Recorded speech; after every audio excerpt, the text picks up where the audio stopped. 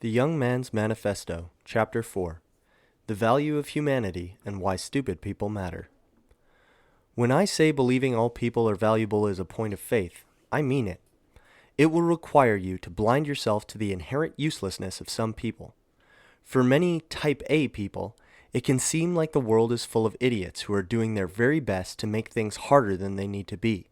They contribute very little, make consistently dumb decisions, and seem to live with the sole goal of testing the limits of everyone's patience. Once you encounter enough of these people, a little thought may creep into your head. You may start to think that only those of us who earn our place should be allowed to make choices regarding societal power. The guy who thinks that Die Hard 1 through 4 is a documentary series gets to vote the same as you. As Winston Churchill said, the best argument against democracy is a 10-minute conversation with the average voter. The man was not wrong. Before the last 3,000-ish years, we were all too busy barely surviving to give moral hierarchies and self-actualization much thought. Even now, with all of our conveniences and free time to think and develop, there are still people making decisions based strictly on impulse and whether or not they just ate. This behavior isn't just limited to the lowest levels of poverty either. In studies from 2011, Shai Danziger, Jonathan Levave, and Leora and Avnaim Peso? I don't know how to say that name. Anyway, 2011, Extraneous Factors in Judicial Decisions. Researchers found that judges gave out harsher sentencing before a mealtime. Hangry judges giving harsher sentences. These people did at least 6 years of rigorous post-secondary education, and yet are overcome by lizard brain. There's plenty of other research showing how closely tied our decision-making is to primal needs.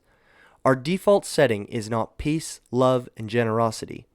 In some developing nations, many people are still too restricted by the darn near medieval living conditions to even have a basic level of consideration for their fellow human, let alone any form of long-term thinking and planning.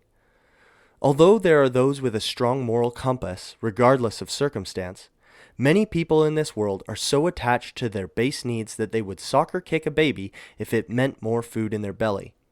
You don't need to be around too long to meet these people. They are in all societies, regardless of the level of wealth, education, or political structures. So why am I saying all of this? Why am I casually walking up to the edge of nihilistic anti-humanism and giving it a long, suspicious stare? Because despite all of this, I still believe all people are inherently valuable, made in the image of God, who I argue is Jesus Christ. But that belief takes faith. It's not self-evident. It's almost never rational, and it's not something you arrive at through strict logic. It's faith. If you don't have that faith, and you don't choose to believe that people are valuable even when they don't act like it, you wander into some very dark places very quickly. Without that anchoring truth, you end up rationalizing things like authoritarianism, classism, and eugenics. You start sorting people into worthy and unworthy, and from there, history, Viltrumites, and Warhammer 40k shows us exactly where that leads. As you go through life and interact with different people, there's a really important distinction you need to make. People are equal in value, not ability. Confusing the two will either make you resent everyone who isn't like you, or patronize people like they're helpless children. Both are bad. Both will get you into trouble.